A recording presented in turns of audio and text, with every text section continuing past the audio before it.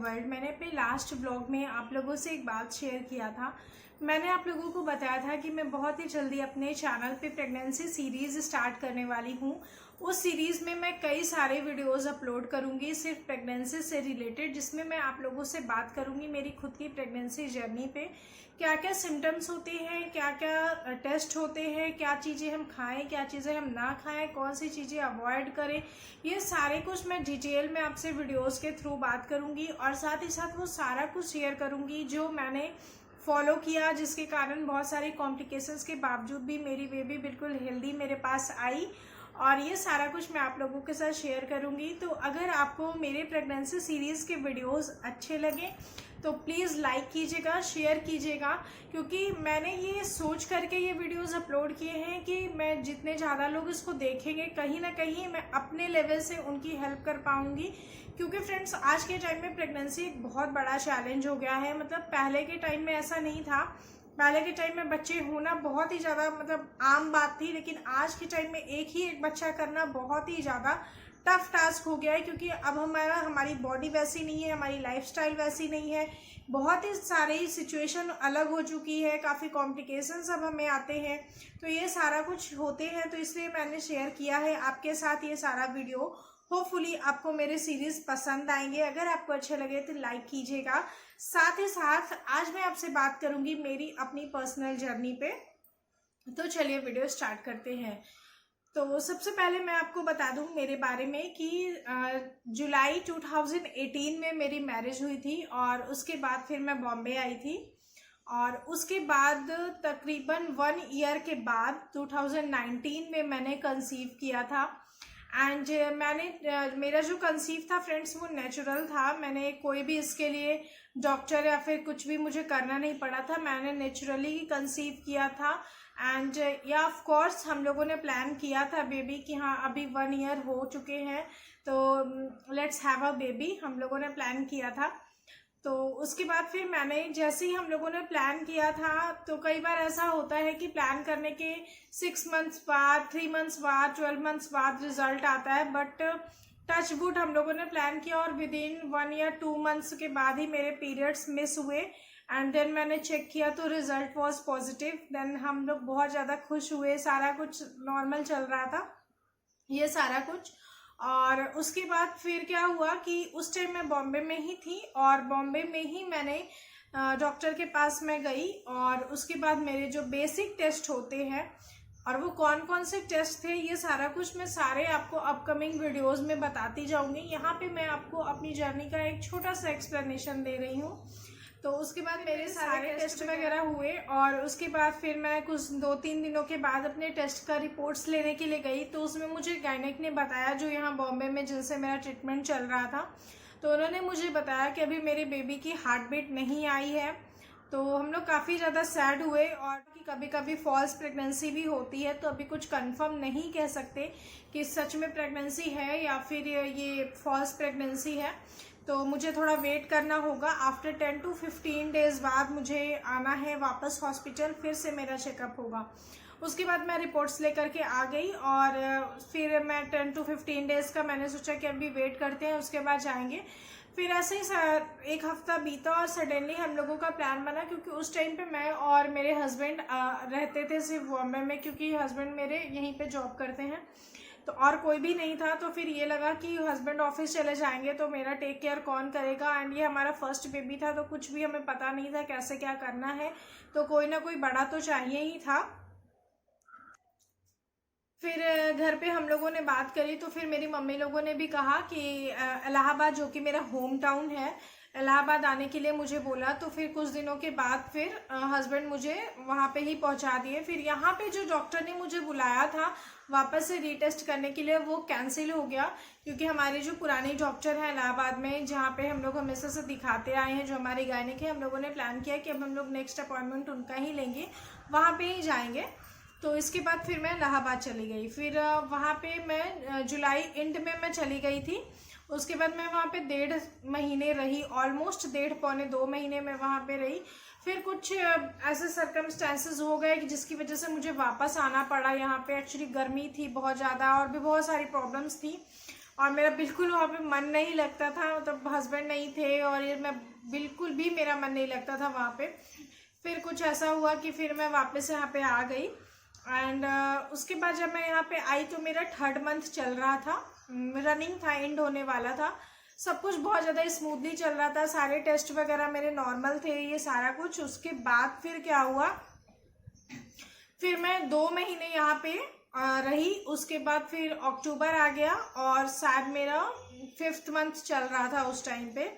Suddenly क्या हुआ, मैं बिल्कुल ठीक थी, मुझे कोई इशू नहीं था फ्रेंड्स, लेकिन उसके बाद रात में मुझे पेन होने लगा बहुत ही ज़्यादा, एकदम पेट में, और इतना ज़्यादा पेन होने लगा कि वो बिल्कुल बियरेबल नहीं था। और उसके साथ ही साथ मुझे वॉमिटिंग स्टार्ट हो गई थी और हम लोग बहुत ज़्यादा डर गए थे। मैं अभी भी भूल नहीं सकती हूँ, वो जस्ट दिवाली से 1 हफ्ते पहले की बात थी, 2019 दिवाली, यानी कि मैंने 17 को, आई थिंक करवा चौथ था, मैंने करवा चौथ की पूजा वगैरह की।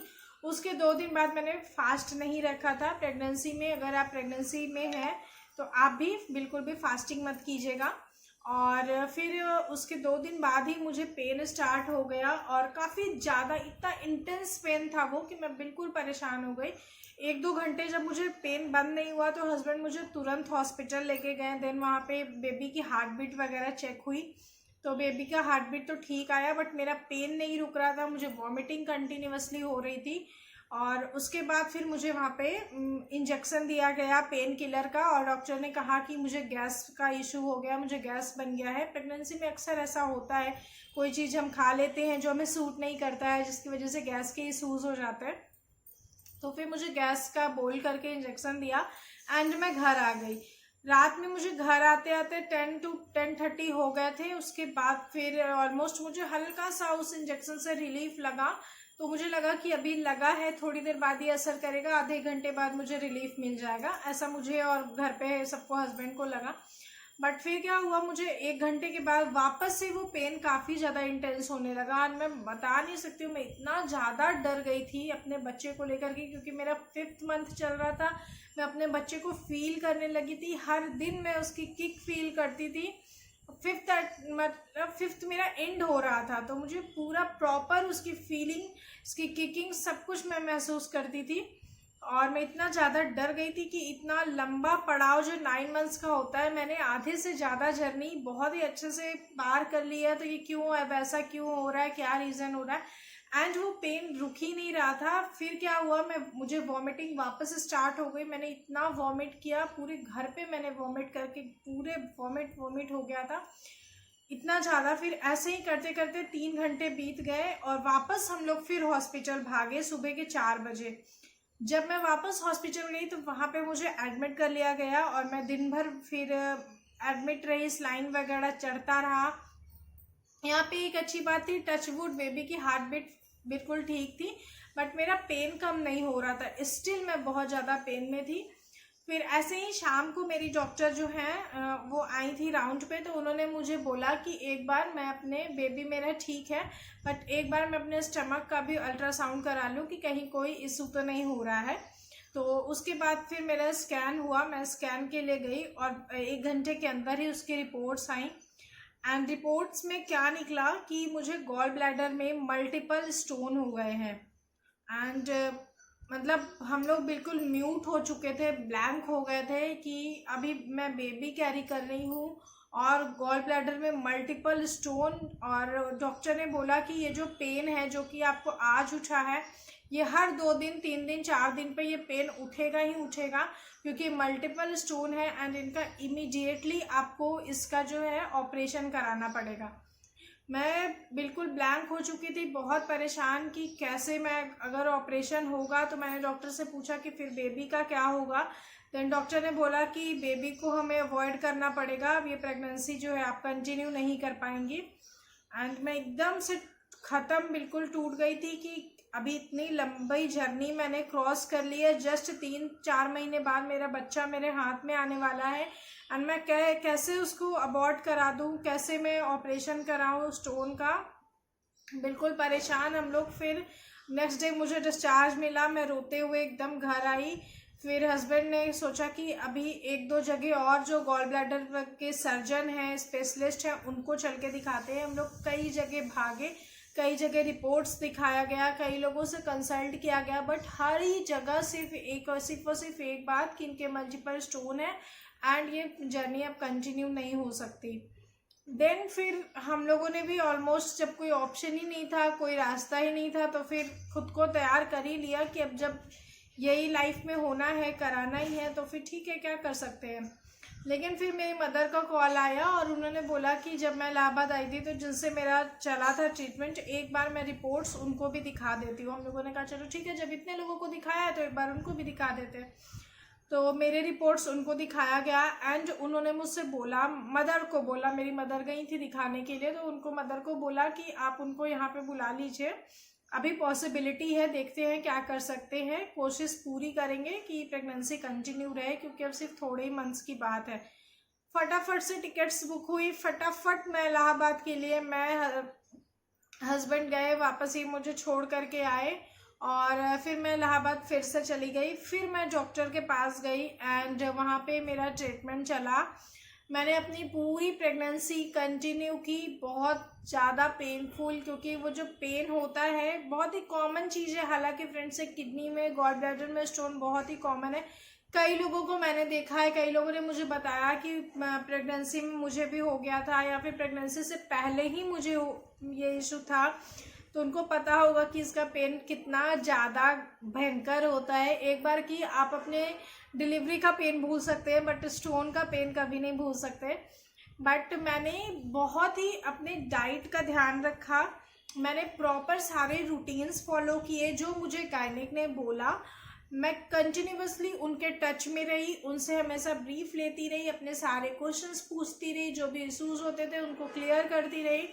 तो मुझे बहुत ही मुश्किल के साथ, बट मैंने अपनी जर्नी कंप्लीट की एंड मेरी डिलीवरी डेट जो है वो 20 फेब को थी, बट उससे 12 डेज बिफोर 8 फेब को विधि, मेरी डॉटर, मेरे हाथ में आ गई और सी सेक्शन से मैंने बेबी डिलीवर किया। अगर आपने विधि को नहीं देखा है तो आप उसको देख सकते हैं, मैंने विधि का अन्नप्राशन का वीडियो डाला हुआ है, आप उसको देख सकते हैं। अभी विधि 6 मंथ्स की हो गई है, तो आप वहाँ से वो वीडियो ज़रूर देखिए, बहुत प्यारा व्लॉग है। मैं बहुत ज़्यादा, मेरे लिए बहुत ही स्पेशल है वो व्लॉग, तो प्लीज़ इसको ज़रूर देखिएगा। एंड मैं इसके बाद, ये थी मेरी जर्नी, मेरी पर्सनल जर्नी, लेकिन इसमें मैंने बहुत सारी सिचुएशन एक एक दिन फेस किया, फील किया। तो मैं जो ये सीरीज़ ला रही हूँ उसमें मैं वो सारी चीज़ें आप लोगों के साथ शेयर करूँगी। होपफुली ये वीडियो आपको हेल्प करेगा, होपफुली ये वीडियो आपको थोड़ा सा इत्मीनान करेगा, नर्वसनेस दूर करेगा। तो प्लीज़ लाइक कीजिएगा, चैनल सब्सक्राइब कीजिएगा अगर मेरे चैनल पे नए हैं। तो मैं हूँ जागृति, आप देख रहे हैं जागृति मेकअप वर्ल्ड। तो do subscribe my channel, do hit the bell icon. मैं नेक्स्ट आपसे मिलती हूँ प्रेगनेंसी वीडियो सीरीज 2 में। तब तक के लिए stay healthy, stay beautiful, bye bye.